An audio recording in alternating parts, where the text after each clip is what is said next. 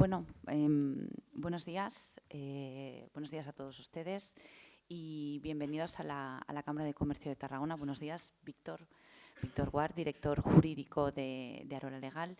Permítame presentarme, yo soy Ariadna Arola, consellera de Internacionalización de la Cámara de Comercio de Tarragona, y hoy en la sesión del Bon Día y de forma excepcional se emite en esta sesión vía streaming, porque también saludar a todas esas personas que están conectadas y nos están siguiendo, ¿no?, en directo en distintas ubicaciones de España, por lo que agradeceré que la sesión de hoy la realicemos en castellano. También recordarles que esta sesión, como queda registrada, después quedará colgada en el canal de YouTube propio de la Cámara de Comercio, por si quieren realizar algún tipo de consulta. La Cámara de Comercio de Tarragona organiza en el Bon Día distintas conferencias y trata temas de máxima actualidad que pueden ser de interés para las empresas.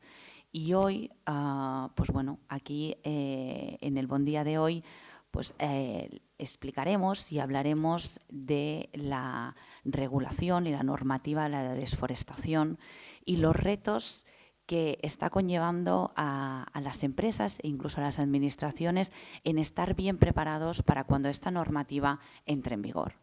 Esta normativa de la desforestación tenía que haber entrado en vigor a finales del anterior año, de 2024, y se ha pospuesto y de momento se prevé su entrada en vigor de manera efectiva a finales de este año de 2025.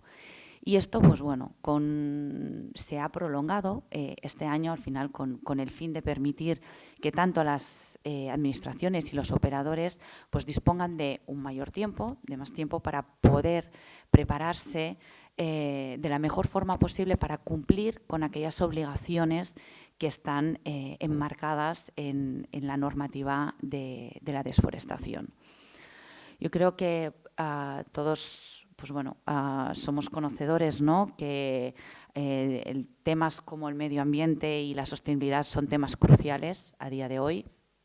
Cada vez más las políticas de la Unión Europea, incluso las políticas gubernamentales, van encaminadas a temas de sostenibilidad, a temas de cuidado del medio ambiente, conseguir aquellos objetivos que se marca la Unión Europea del Pacto Verde en cuanto a la neutralidad en carbono en el año 2050, políticas como la descarbonización, incluso, ¿no?, la implementación de determinados impuestos específicos que gravan determinados productos que no cumplen con lo que serían el cuidado del medio ambiente. En los últimos años ha aparecido el impuesto sobre el plástico, el impuesto de mecanismo de ajuste en frontera, ¿no?, conocido como el CBAM. Ahora tenemos encima de la mesa, pendiente de entrar en vigor, la desforestación. Entonces, son temas que están en auge, que son realmente trascendentes para el cuidado del medio ambiente y un comercio sostenible en un futuro, ¿no? En el Bon Día de hoy, como les comentaba, hablamos de la desforestación. Entonces, exploraremos un poco qué es este impuesto, cómo funciona, el impacto que tiene en los operadores y los desafíos que se están encontrando a día de hoy con la implementación. Sin robarles ya más tiempo al experto en esta materia que nos acompaña hoy, Víctor Guart, simplemente dos conceptos muy claves en cuanto a la desforestación, a la normativa de desforestación, es que afecta directamente a 7 categorías de producto, que serían el ganado vacuno, la madera, el café, el cacao, el caucho natural, la soja y palma y sus derivados.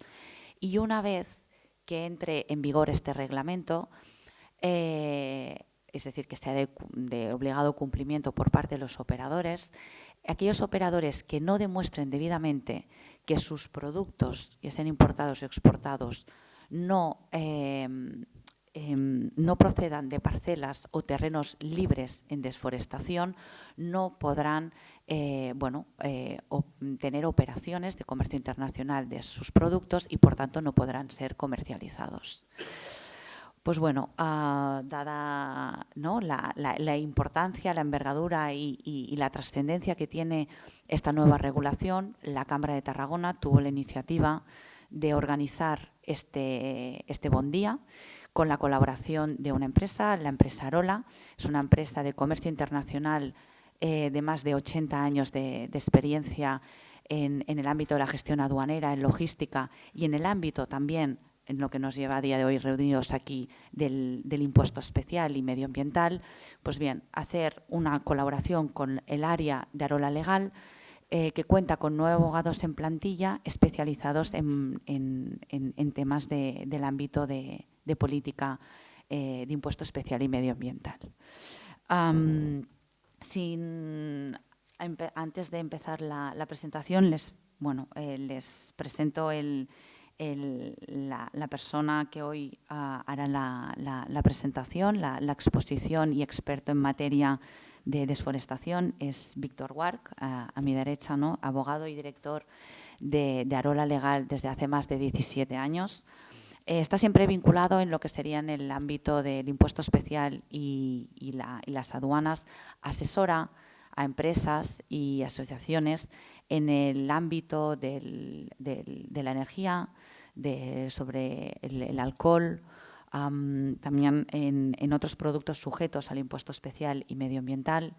Es miembro del Colegio de Abogados de Barcelona, es secretario de la Fundación Aduanera, presidente del European Excise Duties y además ha coordinado y ha sido coautor del memento de impuesto especial y de los impuestos especiales y medioambientales.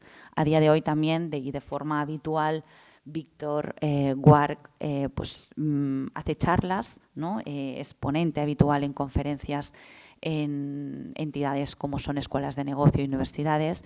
Y bueno, y hoy tenemos, yo creo, el privilegio de escuchar primera mano a Víctor y que nos explique qué es esto de la nueva regulación de la desforestación y cómo nos afectará, ¿no?, y qué es lo que tendrán que tener en cuenta las empresas para poder seguir con su dinámica de vender, de comercializar sus productos, y qué es lo que tendrán que tener en cuenta en cuanto a esta política del impuesto medioambiental. Así que, bueno, muchas gracias a todos ustedes por asistir, por estar conectados. Y, Víctor, cuando quieras. Muchas gracias, Ariadna. Muchas gracias a la Cámara, a su presidenta, a la organización, a los asistentes online y presencial, que habéis venido hoy a escuchar sobre esta nueva normativa EUDR, que se llama, ¿no?, las siglas en inglés, o de deforestación. La idea es, pues, dedicar estos 3/4 de hora que tenemos, o una horita, para explicar cómo nos va a afectar y, sobre todo, intentar, que no siempre es fácil, que sea lo más práctico posible, ¿de acuerdo? Ha habido ya muchos seminarios sobre esta normativa y hace tiempo que se viene hablando. Hubo bastante tensión, ¿no?, y inquietud el año pasado, porque no se sabía, ¿no?, si iba a entrar en vigor finalmente a final de año o no.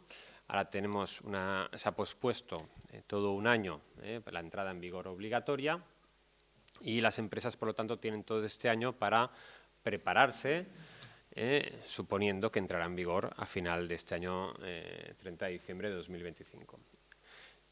Actualmente ya opera en modo voluntario, es decir, que ya se puede cumplir sin ser obligatorio, pero sí, desde el punto de vista, pues, la empresa ya decide comenzar a reportar en el sistema. Lo explicaremos, ¿no?, este sistema para comunicar, presentar esas declaraciones de diligencia debida, que son las que exigirá esta nueva regulación. Mi idea va a ser hacer un repaso teórico para aquellas personas que no han seguido tan de cerca esta normativa, pues tengan claro cuáles son los conceptos, y luego, pues, explicar sobre todo lo que es novedoso. Y lo que es más novedoso es, pues, la posibilidad de utilizar la plataforma Traces desde diciembre del año pasado para presentar las declaraciones de diligencia debida. También un poco ver qué tenemos que ir esperando durante el año para estar seguros que esto va a entrar en vigor, y hacer ese análisis interno en las empresas de prepararse para esta nueva normativa. Perdón, he tocado. Este será el índice de la sesión, una breve introducción. Haré mucho hincapié en el tema de la entrada en vigor, que distingue lo que sería micros o pequeñas empresas de las empresas que no cumplen ciertos parámetros. Hay dos momentos de entrada en vigor, los explicaremos. El punto 4 es muy importante, es ese primer análisis que tiene que hacer la empresa, es decir, mis productos están afectados o no. Hay un anexo 1 en el reglamento que nos indica una serie de productos con su partida arancelaria y, bueno, pues, como han comentado antes Ariadna, pues igual que el CBAM, aquí no hay mucho margen a la interpretación, es decir, hay unos códigos de unas partidas arancelarias y tenemos que hacer el análisis de si mis productos entran o no dentro de estas partidas arancelarias. Haremos luego hincapié en las obligaciones, tanto operadores como comercializadores. Es importante recalcar que esto no es como otras normativas, ¿no? Una normativa que regula la importación de determinados productos para que entren en la Unión Europea, sino que abarca no solo la importación, sino también su comercialización dentro de la Unión o la exportación, ¿vale? Y afecta tanto productos que estén fabricados en terceros países como productos que provengan o se hayan obtenido también dentro de la Unión Europea. Por tanto, tiene un alcance global o mundial y muy ambicioso, por cierto, ¿no? Veremos entonces cuáles son esas obligaciones en función de si somos operadores, fabricantes o comercializadores. Y quizá la parte un poco más novedosa es toda la parte del registro y de la presentación de las declaraciones de diligencia debida, ¿no? Porque esto, ya os avanzo, que implica un examen interno de la empresa, ¿no? De dónde provienen mis productos, estos productos afectados, geolocalizar esas parcelas de terreno de donde provienen esas materias primas afectadas por la normativa, realizar un examen, una especie de auditoría, ¿no? Para verificar que esas parcelas de terreno están libres de deforestación según unos criterios y después de hacer todo ese examen presentar una declaración de diligencia debida en la que la empresa dice, oye, yo he hecho este análisis y puedo declarar y confirmar que proceden de una parcela libre de deforestación. Asignan, el sistema te da un número y ese número es una trazabilidad que sigue en la cadena y se va reportando más abajo en la cadena de comercialización, ¿vale? Por tanto, bueno, la parte más novedosa es porque ya está operativo, como les decía, ese reporting en la plataforma Traces. Presentaré un pequeño vídeo de la propia comisión que lo explicará mucho mejor que yo de cómo hacerlo, para aquellas empresas que ya se quieran ir adelantando y empiecen a cumplir ya antes de la entrada obligatoria, que voy a ser un poco machacón, es el 30 de diciembre de este próximo año 2020, bueno, de este año 2025. No me voy a extender mucho en la regulación, esto es para que quede en la presentación y si tienen necesidad de acudir a la normativa, aquí lo tendrán. El reglamento que regula la normativa EUDR de forestación es el reglamento 2023-1115. Es importante conocer que ese reglamento entra en vigor, que es distinto que entra en aplicación. Entra en vigor el 29 de junio del año 2023, lo cual nos marca también un corte que tengo que tener en cuenta, porque, como ya les diré más adelante, este reglamento afectará a las mercancías producidas, obtenidas de las parcelas, a partir de esa fecha de entrada en vigor, 29 de junio de 2023, pero que importemos dentro de la Unión Europea a partir de 30 de diciembre de 2025. Es un poco complicado, hay un juego de fechas que las tenemos que tener claras. Se complementa ese reglamento con un nuevo reglamento que es el que todo el mundo esperaba a final del año pasado, que entrara en vigor, que se publicara, porque había mucha inquietud, como les decía antes, sobre si iba a prorrogarse o no iba a prorrogarse, porque las empresas no estaban bien preparadas y posiblemente las administraciones tampoco. Entonces se le dio una patada para adelante, una prórroga de un año, y eso se aprobó con este reglamento de 19 de diciembre de 2024. Justo ya, cuando ya me faltaban días para que entrara en vigor, se publicó el reglamento que pospuso un año y las empresas un poco pues respiraron aliviadas. Hay en España, esto es todo normativa europea, es decir, no es una cuestión de España, es una cuestión de ámbito europeo. En España tenemos, eso sí, un anteproyecto de ley que todavía no se ha aprobado, de lucha contra la deforestación, que desarrolla en España ciertos aspectos de la normativa, como el ámbito sancionador o el ámbito de las autoridades competentes, ¿de acuerdo? La finalidad, la ha comentado ya antes Ariadna, pues no es reducir al mínimo la contribución de la Unión a la deforestación, lucha contra el cambio climático, pues dentro de ese paquete de medidas, Fit for 55 se habla, o pues, estas políticas que los acuerdos de París, etcétera, se van plasmando en una serie de medidas.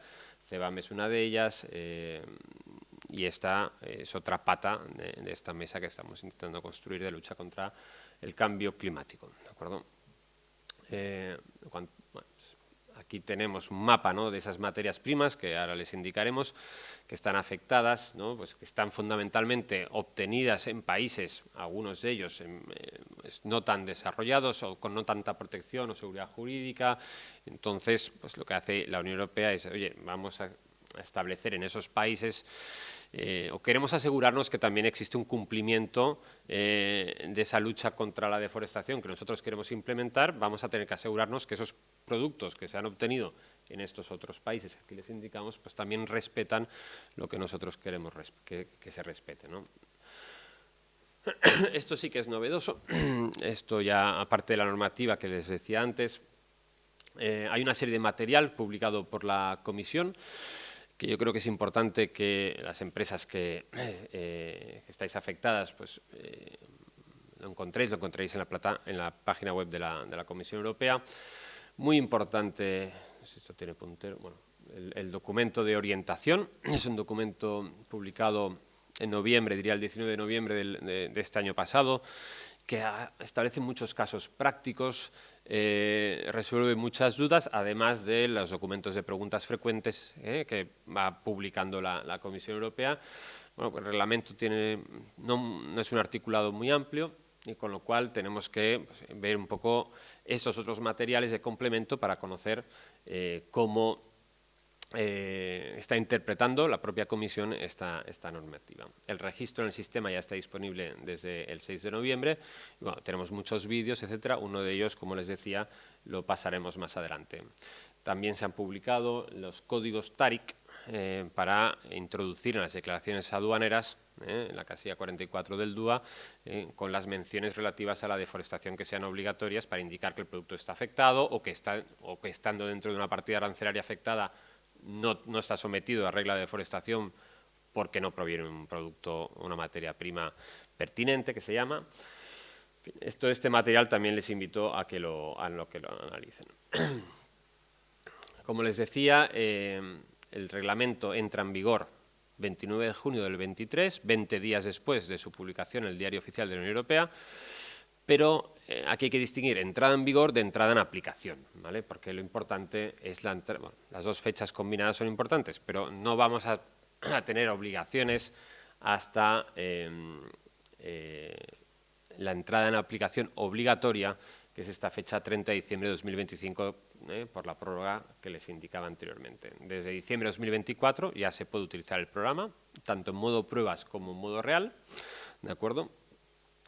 Y señalar también que la normativa distingue dos plazos en función de si la empresa afectada es una pequeña empresa o microempresa o pues una empresa que no cumple los requisitos como tal, ¿no? Y aquí les pongo también el concepto de pequeña empresa. Pues si estamos por debajo de estos umbrales, no cumplimos dos de estos tres requisitos, me voy, si cumplo, me iré al 30 de junio del 2026. Tengo 6 meses más si somos pequeña o microempresa, ¿de acuerdo? Hay un caso especial, que es el caso de la madera, ¿de acuerdo? No sé si aquí tenemos alguna empresa afectada, porque al final este tema del EUDR, de la deforestación, no deja de ser una continuación, una normativa que ya existía, aunque quizá de una afectación no tan intensa como esta normativa EUDR, que la normativa Timber o EUTR, que afectaba a la madera, ya incluso con anterioridad a esta normativa que estamos hablando actualmente. Entonces aquí hay una serie de fechas de entrada en vigor que varían un poco a lo que les he explicado si el producto afectado se trata de madera, ¿de acuerdo? O sea, aquí habrá que ver si la madera está obtenida de los bosques, de las plantaciones, antes de la entrada en vigor, 29 de junio de 2023, tenemos que ver si se introduce en el mercado antes, en este caso, o después de 30 de diciembre del 2027. Si está producida antes de la entrada en vigor, 29 de junio, pero se introduce en el mercado antes del 31 de diciembre del 2027, sigue aplicando la normativa Timber o EUTR, ¿de acuerdo? Si la madera se ha obtenido de las plantaciones o de los bosques más allá del 29 de junio del 2023, es decir, después de su entrada en vigor, entonces ahí la fecha es la general, es decir, si se entra antes, introduce en el mercado antes de diciembre del 25, seguimos con la normativa anterior, y si se introduce con posterioridad, pues aplica ya la normativa EUDR. El tema de las fechas no siempre es fácil de explicar, porque aquí hay baile de fechas, pero bueno, aquí tienen todos los materiales para, pues para seguir claramente en qué momento, a partir de qué momento entra en vigor estas obligaciones que van a afectar a mi empresa. Productos afectados, segundo bloque. Como les decía, muy importante hacer ese análisis interno en la empresa para ver productos afectados. Estamos hablando de 7 categorías de productos que están afectados por esta normativa: el caucho, el café, el cacao, la palma aceitera, la soja, la madera y el ganado bovino, ¿de acuerdo? Solo son productos pertinentes si están dentro de ese anexo 1 que les decía, ¿de acuerdo?, que me establece cuáles son las partidas arancelarias afectadas. Voy a ir rápido, porque aquí tienen todas las partidas en esta presentación, que luego entiendo que compartiremos con ustedes. Entonces, aquí tenemos que mirar si mis partidas están afectadas por la normativa. Hay que decir también que solo afecta la normativa EUDR si proviene de la materia prima pertinente. Es decir, podemos encontrarnos en un caso que la partida esté dentro de este listado, pero no proviene de una materia prima pertinente. Un caso, hay muchos, sería, por ejemplo, el caucho sintético. Puede provenir, lo veremos más adelante, puede ser partida afectada, pero como no proviene del caucho natural, que es la materia prima pertinente, aunque la partida esté afectada, no estoy obligado a hacer la diligencia debida que me exige esta normativa, ¿de acuerdo? Por tanto, se tienen que dar 2 requisitos. 1, que estén estas partidas arancelarias afectadas. 2, que provenga de materia prima pertinente, que son las 7 categorías de productos, ¿de acuerdo? Cacao, el café, estas son todas las partidas arancelarias. Les dejo aquí, está en la presentación. Caucho, como les decía, ¿no? Pues si los neumáticos provienen de caucho sintético, pues era normal esto, pues entonces no estarían afectadas aunque estuviera dentro de esas partidas. La soja, las habas, la harina, el aceite de soja, la madera, ¿de acuerdo? Lo dejo ahí para su análisis. Hay algunas precisiones que hacer. Primero, que puede ser que se incorporen nuevos productos. La Comisión Europea ha dicho que en el plazo de 2 años va a hacer una revisión de los productos afectados, con lo cual, bueno, hay que estar atentos también para ver si se amplía o no ese listado de productos afectados. No existe un valor mínimo o umbral a partir del cual declarar, es decir, cualquier pequeña importación de productos afectados podrían estar sometidos a ese cumplimiento de diligencia debida, de tener que hacer el análisis de qué parcela de terreno y geolocalizarla proviene esa materia, ese producto que estamos introduciendo en el mercado de la Unión. No afecta a residuos derivados de estos productos que hayan agotado ya su ciclo de vida. No afecta, eso es una pregunta también, nos hacen de forma recurrente, el embalaje de madera, un pallet de madera, por ejemplo, ¿de acuerdo? Bueno, pues tendré que hacer diligencia debida si lo que hago es la importación de un contenedor de pallets de madera. Pero si lo que estoy haciendo es la importación de otro producto que viene presentado con un pallet de madera como envase de transporte terciario, en ese caso no, porque viene acompañando otro producto. Y, bueno, como ya les he anunciado antes, afecta tanto a productos producidos en terceros países como productos producidos dentro de la Unión Europea, ¿de acuerdo? Por lo tanto, como les decía, con ese alcance global. Siguiente capítulo, obligaciones, ¿vale? Hemos dicho primero, entrada en vigor, productos afectados. Ahora, lo siguiente, ¿qué tengo que hacer? Mi producto está afectado, lo voy a introducir en el mercado a partir de estas fechas que hemos dicho. ¿Qué tengo que hacer? Entonces, la normativa distingue 2 tipos de figuras, ¿de acuerdo? El operador y el comerciante. El operador, veremos que puede ser una una empresa que realice alguna de estas siguientes operaciones. Introducción en el mercado o exportación. Esto es lo que se define como operador en la normativa. ¿Y qué se entiende por introducir en el mercado?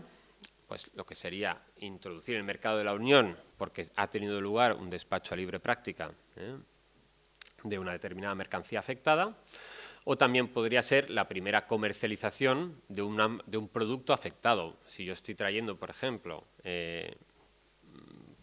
cacao, ¿vale?, y lo transformo en un nuevo producto afectado, chocolate, ¿vale?, la empresa es también una empresa que está incorporando en el mercado un producto pertinente afectado, ¿de acuerdo? Puede ser también un transformador de un producto afectado dentro de la Unión Europea. Entonces, hablamos de despacho de libre práctica o producción de un producto pertinente dentro del mercado de la Unión. Son los dos supuestos de introducción en el mercado. También soy operador si realizo exportaciones de productos afectados. Entonces, ahí hablaremos de la figura del operador. Soy comerciante si lo que hago es, dentro del mercado de la Unión, pues comercializar, comprar y vender ese mismo producto sin transformar, ¿de acuerdo? Otro ejemplo que nos preguntan muy a menudo, si la empresa compra un producto afectado y lo transforma en otro producto no afectado, pues ahí no tengo que hacer obligaciones de diligencia debida, porque esa empresa no está realizando ninguna introducción en el mercado de un producto pertinente ni está comercializando un producto pertinente. Lo ha transformado o comprado una materia prima sí afectada, la ha transformado en una no afectada. Pues no tiene que hacer ninguna declaración de diligencia debida. ¿De acuerdo? Estos tipos de casos son los que, por ejemplo, ese documento de orientación que les comentaba antes, pues no nos resuelve y nos da muchas pistas. ¿De acuerdo? Importante también que el sistema se basa en la prohibición, es decir, no estamos hablando de un impuesto. Aquí no hay que pagar nada, a diferencia de otras normativas que implican pues, el pago de aranceles o de impuestos con la introducción de esos productos dentro del mercado de la Unión. Aquí hablamos en una prohibición. Y es un sí o un no, es decir, o cumple ese producto de la normativa y puede entrar en la Unión, o no cumple y ya se lo puede usted llevar porque no va a entrar en el mercado de la Unión. Es decir, por eso decimos que se basa en una prohibición, o sí o no. No hay pago de tasas o de contribuciones ni de impuestos.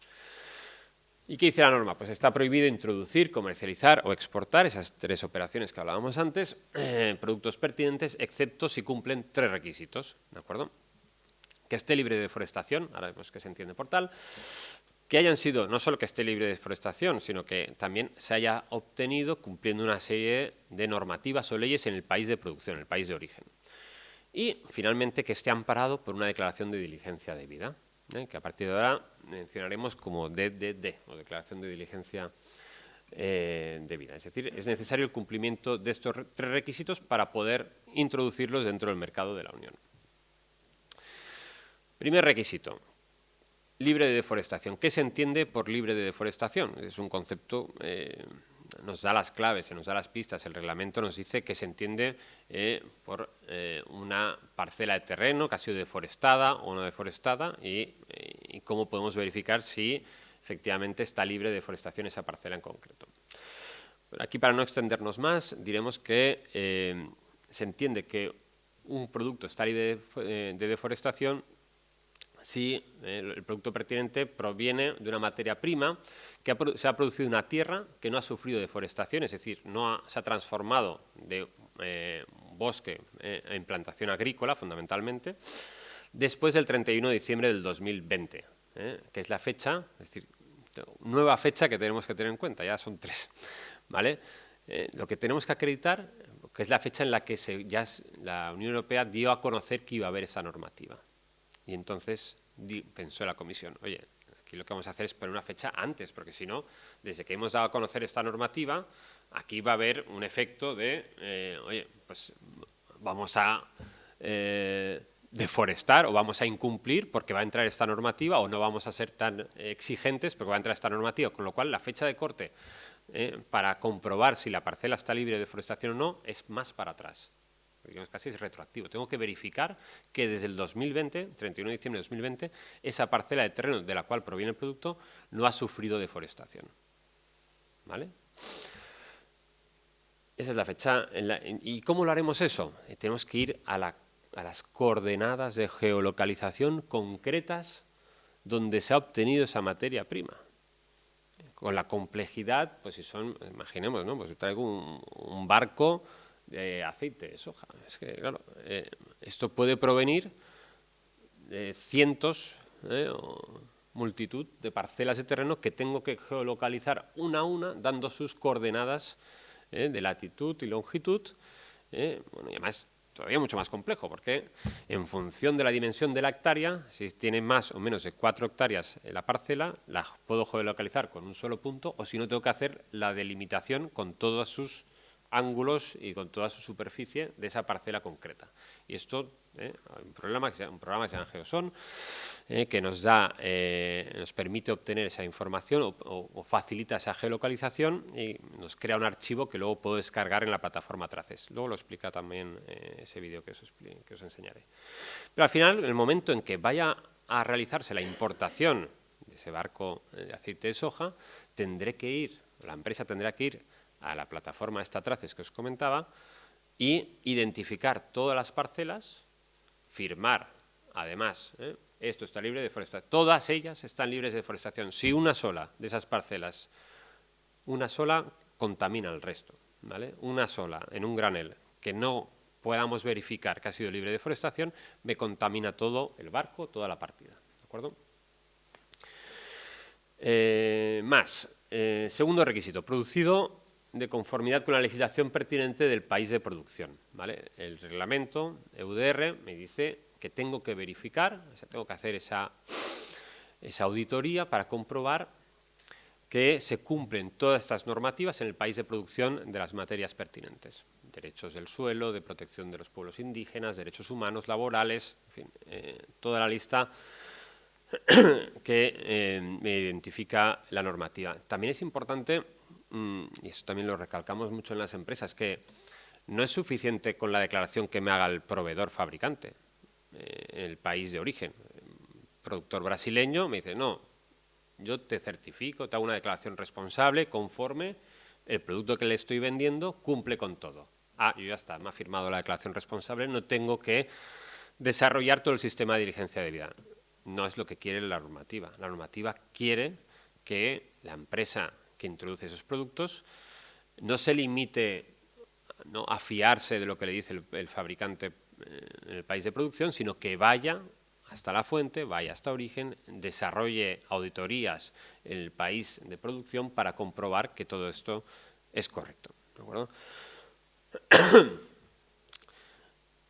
Tercer requisito. El tercero de ellos que les indicaba es que esté amparada esa introducción en el mercado, por ejemplo, en una declaración de diligencia debida.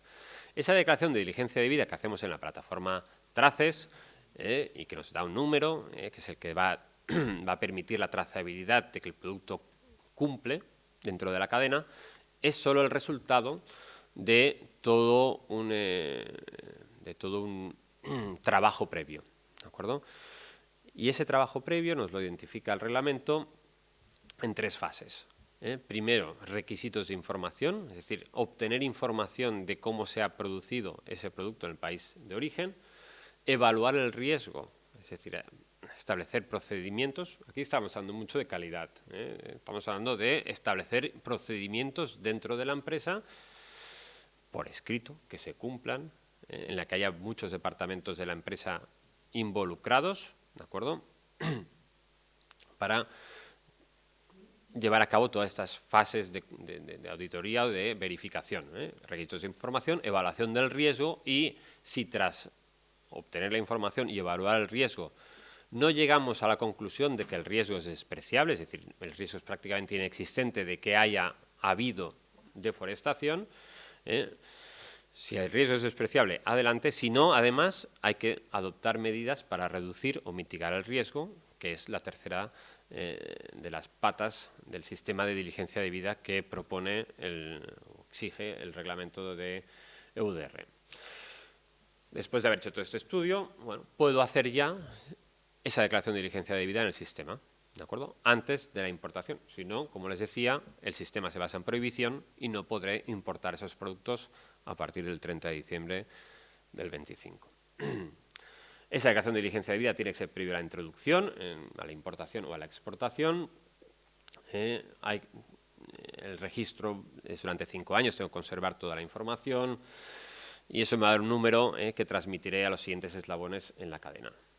El contenido de la declaración de diligencia debida, luego lo veremos. Lo veremos bien en la plataforma. Fundamentalmente, identificar bien el producto, el país de origen, la fecha de obtención de producción y ese texto final, ¿no? De he realizado esa diligencia debida y no he detectado ningún riesgo o el riesgo es despreciable, con lo cual confirmo que se puede llevar a cabo esa introducción. En el caso, esto lo vamos a ver un poquito con más detalle, porque imaginemos que estamos exportando una mercancía pertinente, con lo cual tengo que hacer una declaración de diligencia debida, pero esa mercancía procede de una previa importación y de una previa declaración de diligencia debida que realizó un importador antes de que yo vaya a exportarlo, ¿vale? Entonces, más abajo en la cadena, uno puede, o la empresa puede, basar su diligencia debida en la diligencia debida previa que haya realizado su proveedor fabricante, con lo cual también permite, bajo ciertas condiciones que también explicaremos. En esa declaración de diligencia debida también da la oportunidad de indicar la declaración de diligencia debida previa en la que yo fundamento mi propia declaración, ¿de acuerdo? Se firma, te da un número, ese número es el que va en el DUA en el caso de que estemos hablando de una importación o de una exportación. Bueno, vamos a ir un poquito más rápido. Disculpad.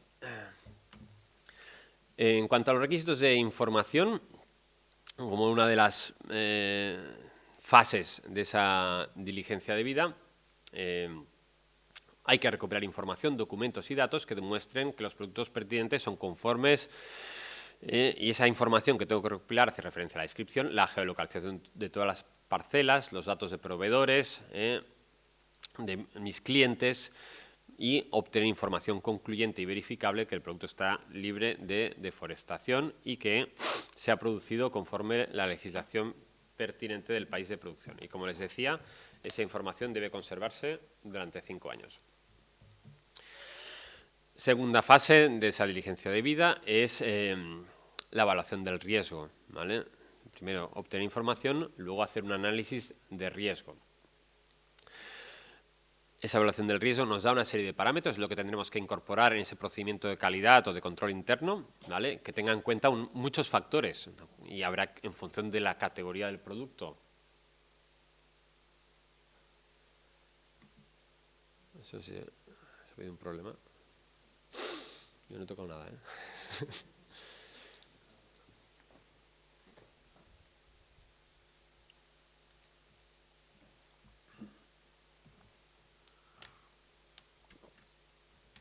Disculpad, que ha habido un... Es que están online, hemos tenido un pequeño problema con la pantalla.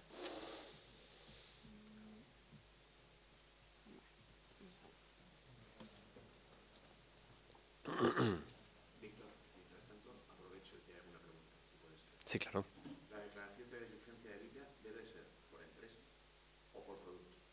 Por empresa. El importador realiza una declaración de diligencia debida. Es decir, no has de sacar ningún registro, la empresa puede importar diferentes productos que están afectados. Es Sí. la empresa la que registra. Exacto, es el importador el que hace el registro, no lo hace para cada uno de los fabricantes, que tengan que registrarse.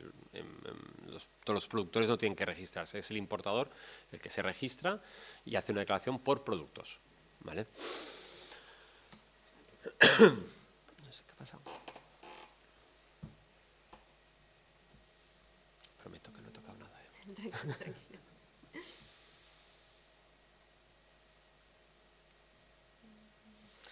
¿Qué rato tenemos? Porque yo no sé cómo va a ir el tiempo. 10 y poco. 10 debería parar, ¿eh? 10 y 5. Sí, pero con eso.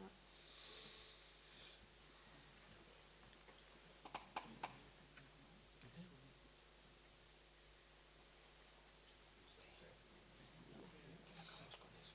Tomás, porque veo que voy justito.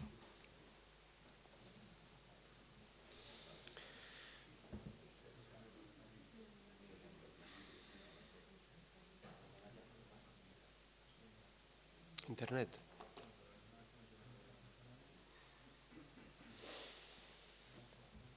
Bueno, voy explicando, sigo, ¿no? Y ya, ¿no? Para los que no tengamos presentación, vamos... No sé si la gente que está online lo puede ver, la presentación, eso sí que no lo sé.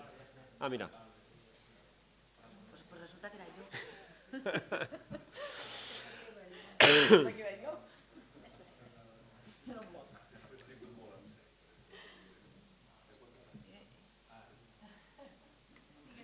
No me atrevo a moverme. Yo inmóvil.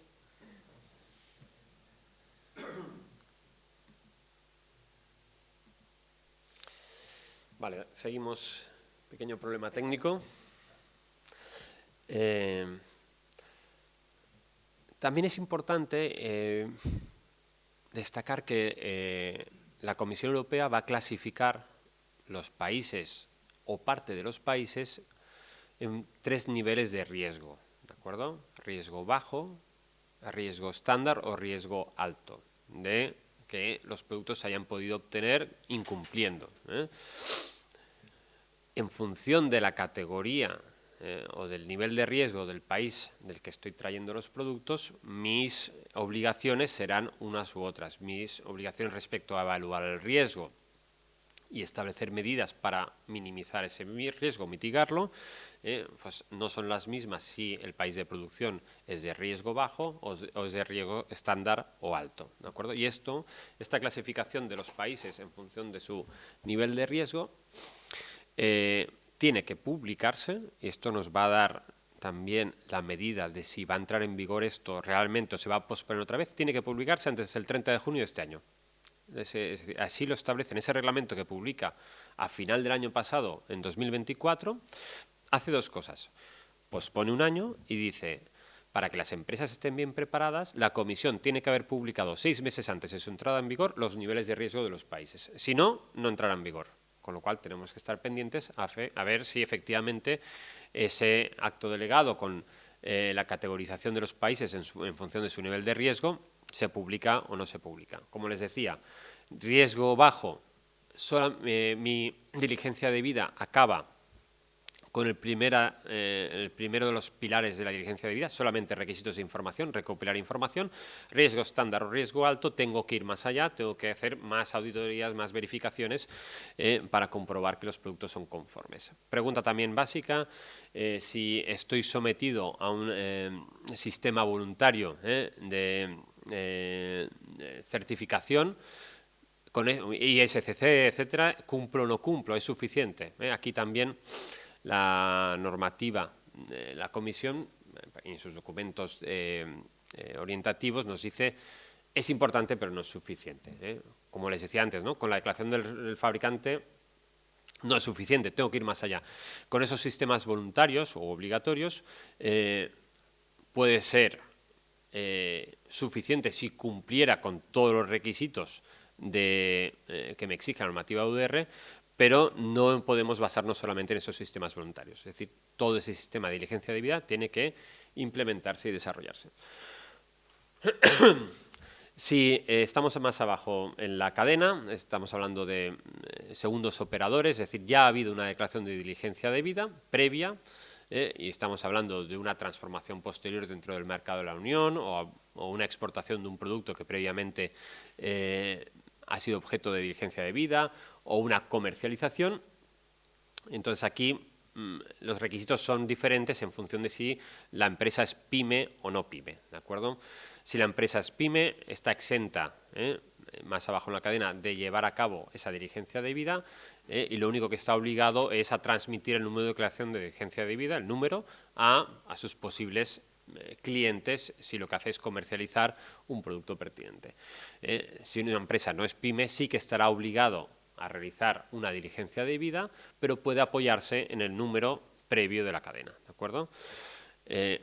Hay una cierta exigencia de comprobar, si yo soy un operador no pyme y me baso en una declaración de diligencia de vida previa de mi proveedor, que ya ha hecho una, ¿vale?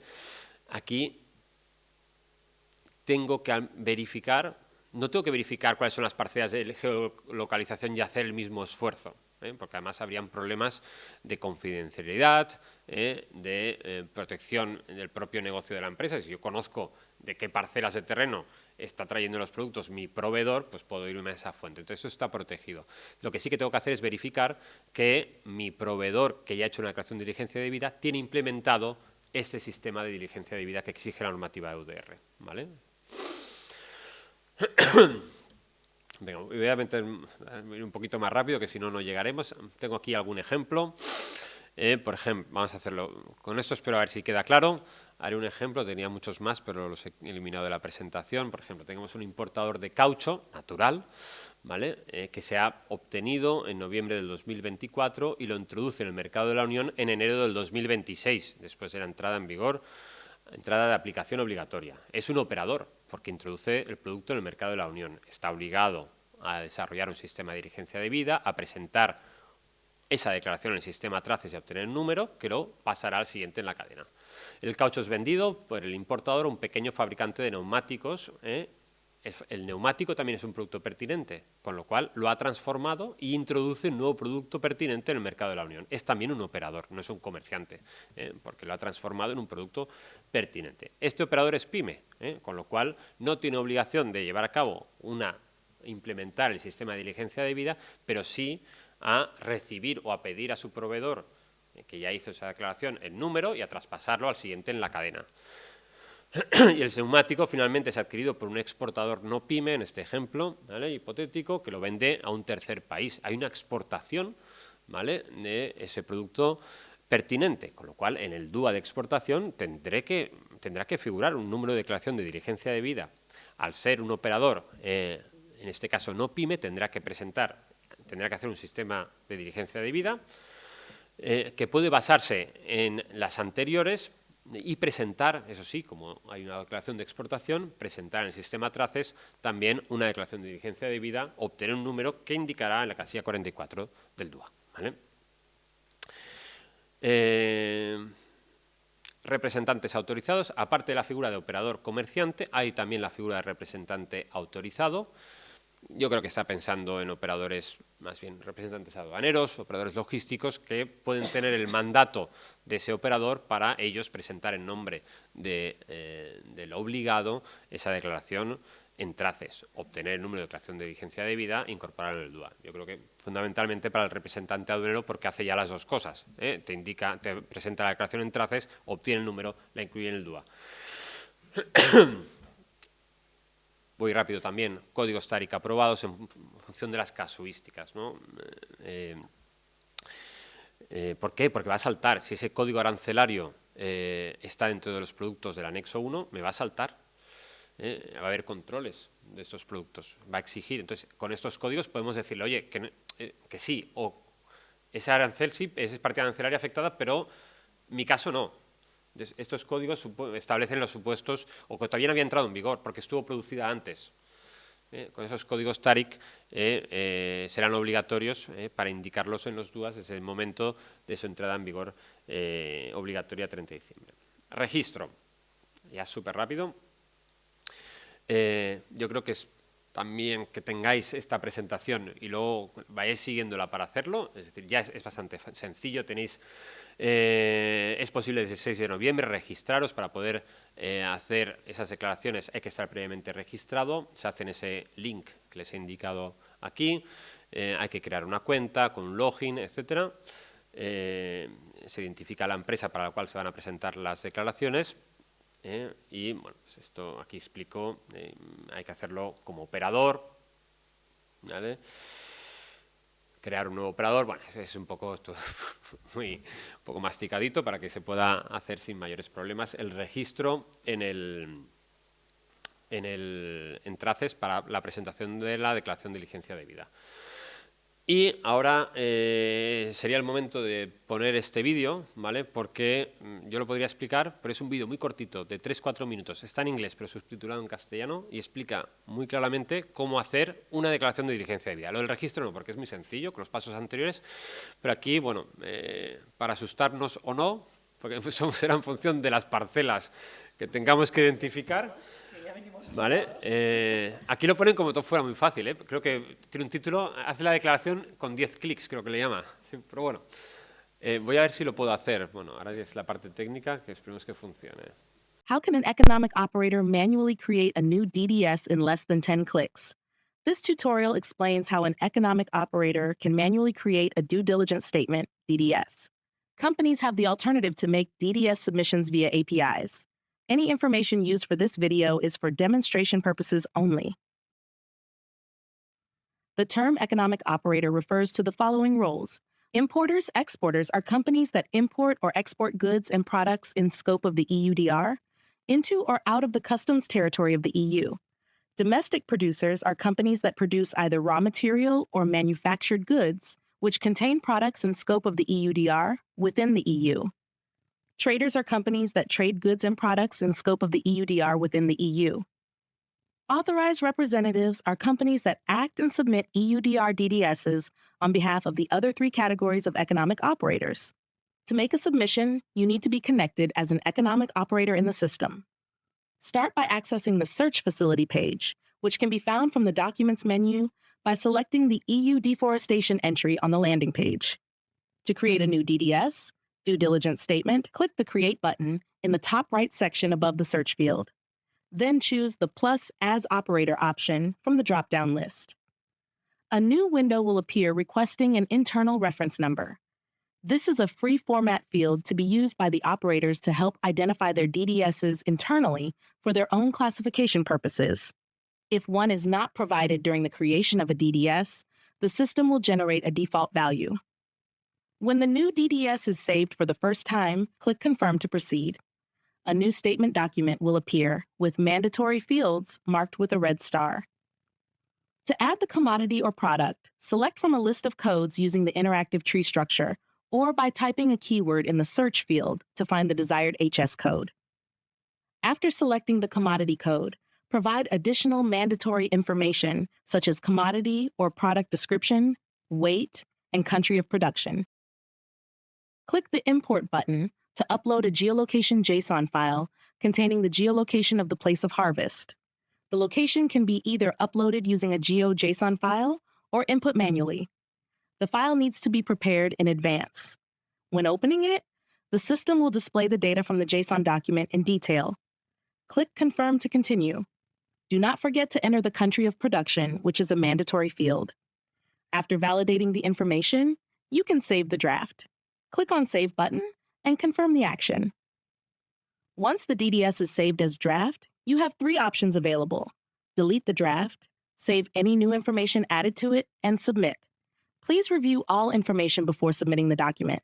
To do so, click on Submit button and confirm the action. The DDS will be recorded with a DDS reference number generated by the system, which will be visible at the top of the page once the DDS is validated and in status available. This reference number is the one to be used in a customs declaration supporting document code. It is also the number used when adding a reference DDS in the References tab.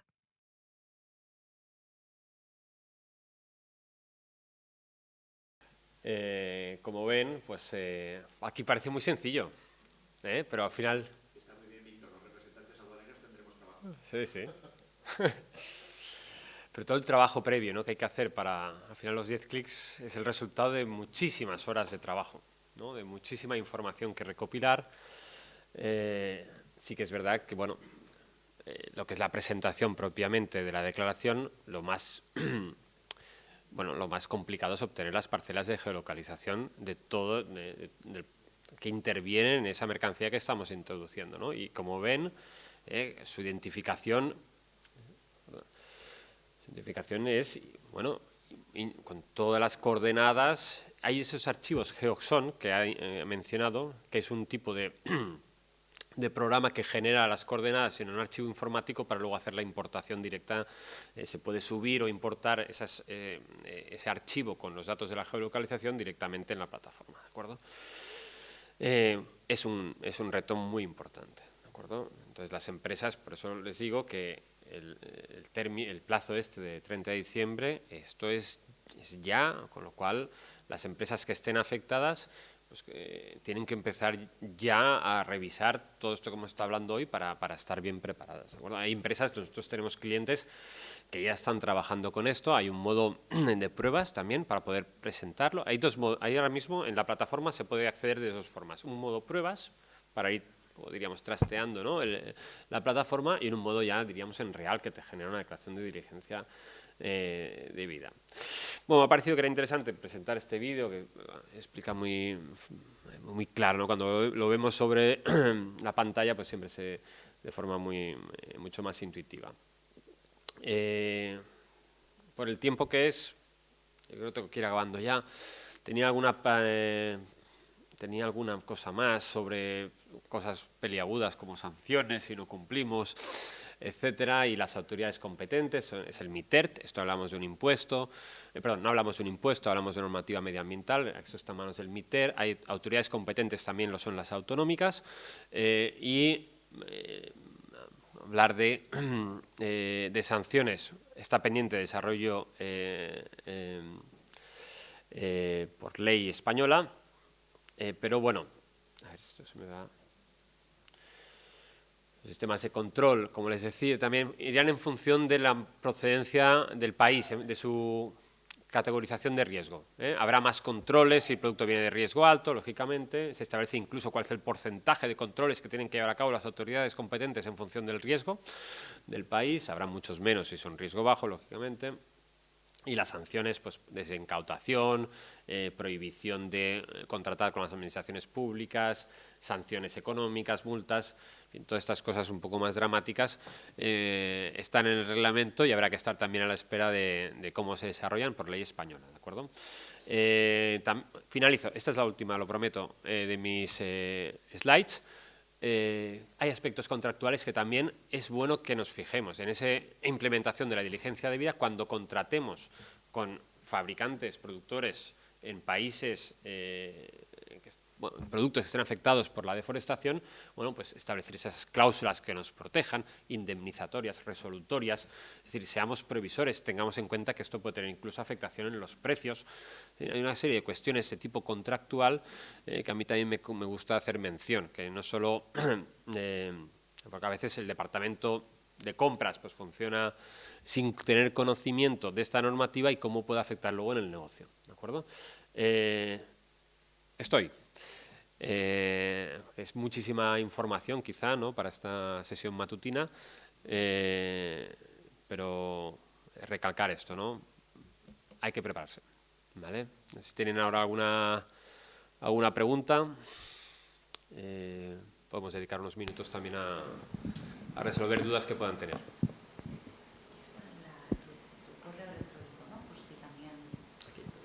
Cualquier duda también nos pueden hacer llegar aquí a mi correo.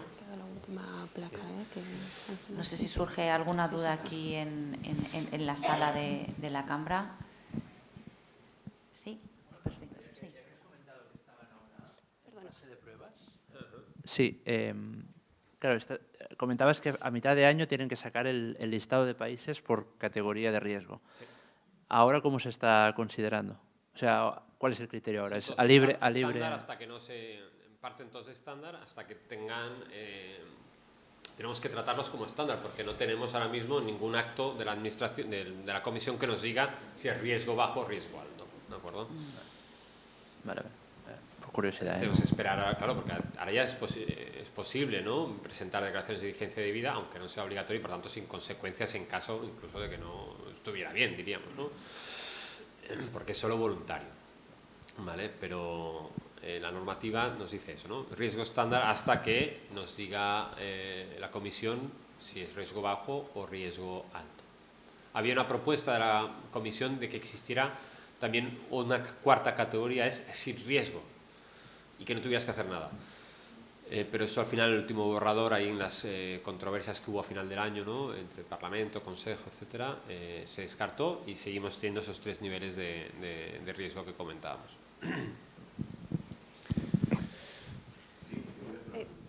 ¿Qué ocurre si una pyme importa con una declaración emitida por el proveedor que no tiene... Es para que no se escuche. Sí, perdón, soy Manuel.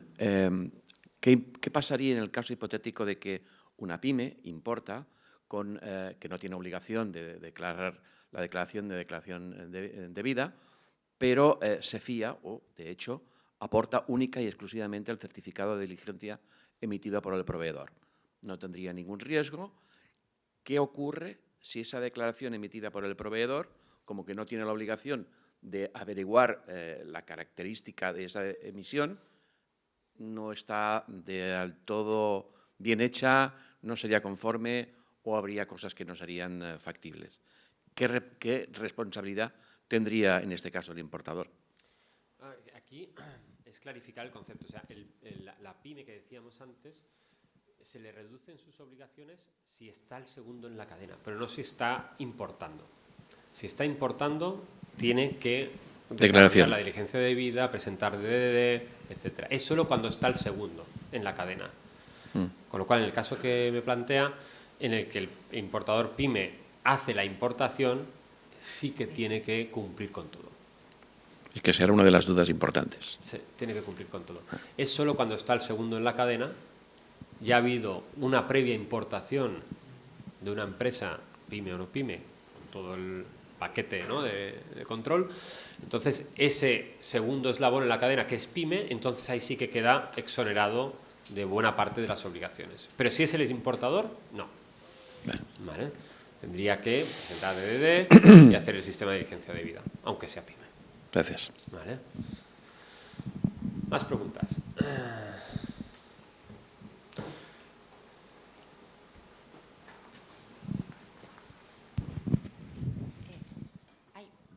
También hay una pregunta aquí. Sí, en Mallorca pregunta, cuando se presenta la DDD, ¿se debe indicar el nivel de riesgo del proveedor o es una información que debemos conservar para casos de inspección? No está el nivel de riesgo, como no está dentro de las... hay que indicar el país de producción y entonces a partir de ahí el sistema, bueno, las autoridades competentes conocen que indicando ese país de producción cuál es el nivel de riesgo que le corresponderá. ¿Vale? Porque si te se conservar en esos procedimientos que hemos hablado, ¿no?, internos de la empresa de control, cómo nosotros o la empresa identifica el nivel de riesgo y las medidas diferentes que adopta en función del nivel de riesgo que le corresponde al país de producción. Una pregunta más. Como importadores, entonces, ¿no tenemos que verificar que desde 2020 no haya sufrido desforestación la materia prima de los productos que importamos? Y como fabricantes, subcontratamos la fabricación en un país extranjero, pero legalmente somos los fabricantes, ¿debemos hacer la DDD o la puede hacer la empresa que fabrica el producto? No, la DDD la tiene que hacer el importador, ¿de acuerdo? Que puede basarse parcialmente, ¿no? Hemos visto requisitos de información, recopilar información, etcétera, sí que la podemos basar en la información que me dé el proveedor, pero igualmente tenemos que establecer esas medidas de obtener información, evaluar el riesgo. Esto solo lo puede hacer el operador importador. La evaluación del riesgo no la puede hacer el fabricante productor, la tiene que hacer el importador, y esa evaluación es de la empresa que importa, no del fabricante, ¿de acuerdo? Que tenga en cuenta todas esas variables y en función de pues, los países, el país de producción, las zonas boscosas que pueda tener, si ha habido también denuncias de organismos de que no se esté cumpliendo la normativa y una serie de factores que tenemos que considerar para ser más exigentes en ese control. Hola, Joan Bardina. En referencia a los derivados de aceite de palma, hay partidas arancelarias que coinciden con productos totalmente petroquímicos. Entonces, por lo que he entendido, hay que indicar en el DUA esa simbología con cuál estamos exentos. Bueno, pero luego aquí hay la trampa de siempre, ¿no? Hay países, que supongo que no hace falta decir nombres, que sí que pues, pueden hacer cualquier tipo de manipulación, que veremos si se puede demostrar o no, y pueden incluir esas declaraciones como que son sintéticos. Claro, sé que es muy complicado de poderlo seguir, pero esto, como creo que todos nos pensamos, algunos países podrán hacerlos, y seguramente que no son los del sudeste asiático, son más al norte, pero vaya, que creo que es un tema que va a traer mucho riesgo en según qué tipo de mercados y aplicaciones. Y aparte de esto, en muchos casos el tema del aceite de palma había la declaración RSPO y eso ya trajo muchas problemáticas porque no había suficiente producto RSPO en el mercado. Con lo cual, creo que va a ser complicado esta situación, pero bueno, esperemos que todo esto se haga correctamente. Gracias. No sé si es una pregunta o una constatación de la problemática. Claro, aquí, en el caso que plantea, es un producto que diríamos que está afectado, ¿no? Porque la partida arancelaria está afectada, pero son de esos productos que pueden tener diferentes materias primas y algunas de ellas pueden no estar afectadas, ¿no? Que su origen no venga del aceite de palma, sino de un hidrocarburo. Sería este el caso, ¿no? Y que se haga trampas en cuanto a que se hagan declaraciones. Claro, aquí, si yo fuera el asesor de esta empresa, le diría protegernos, ¿no? O sea, protegernos contractualmente, estableciendo algún... Aunque no estuviéramos a priori exigidos por la diligencia de vida, porque según la información que tenemos no es un producto afectado. Hombre, si tenemos sospechas de que puede existir esta práctica, cubrirnos con documentación, declaraciones, etcétera, pruebas, análisis, no sé, para cubrirnos ante un eventual requerimiento de la autoridad. Yo al final ese concepto, ¿no? Yo he hecho todo lo que estaba en mi mano, yo he hecho esa diligencia de vida al final, he hecho lo que estaba en mi mano, que era exigible, ¿no?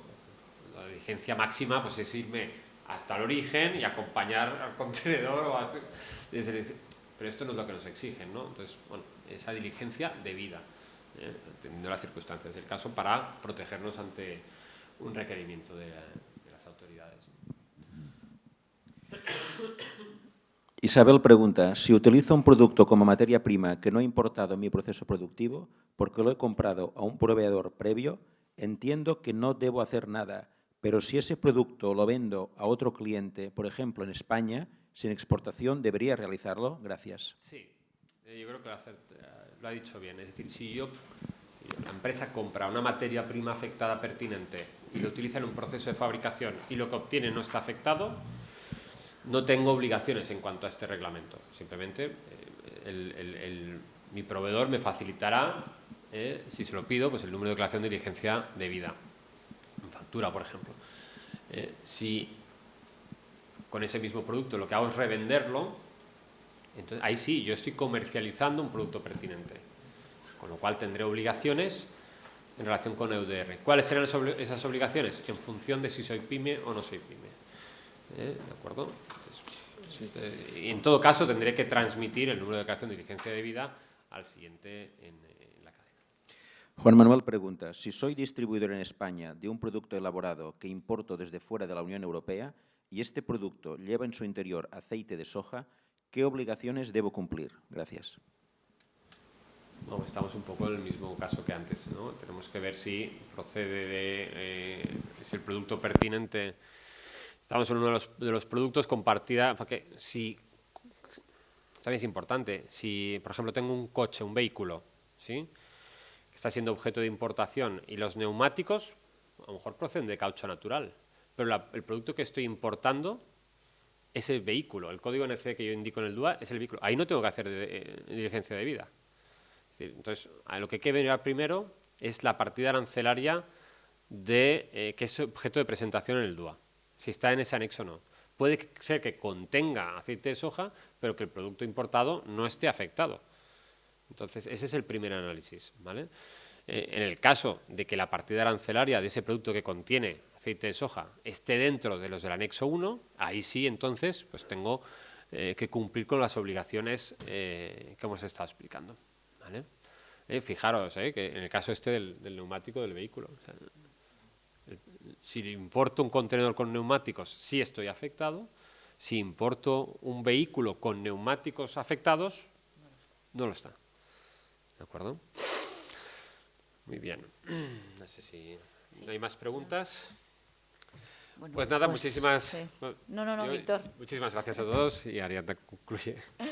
Bueno, muchas gracias a todos por asistir. La verdad, felicidades, Víctor, por doble reto, por capacidad de síntesis, de extraer las principales obligaciones. Yo creo que en la regulación de la desforestación no se deja ningún actor del eslabón de la cadena logística, ¿no?, que no esté afectado, y, ¿no?, pymes, no pymes, operadores, comerciantes, importadores, exportadores.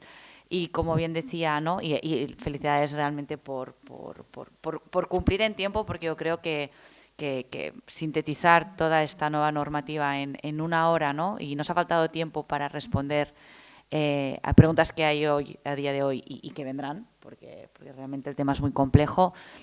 Y bueno, aquí tienen la dirección de correo electrónico de Víctor Guarch, por si les surge dudas, que seguro que las habrá, ¿no? En este año que nos queda para prepararnos, y que creo que un año es poco. Pero bueno, muchas gracias a todos ustedes. Nuevamente gracias, Víctor, por acompañarnos y que tengan una muy buena jornada. Gracias. Muchas gracias.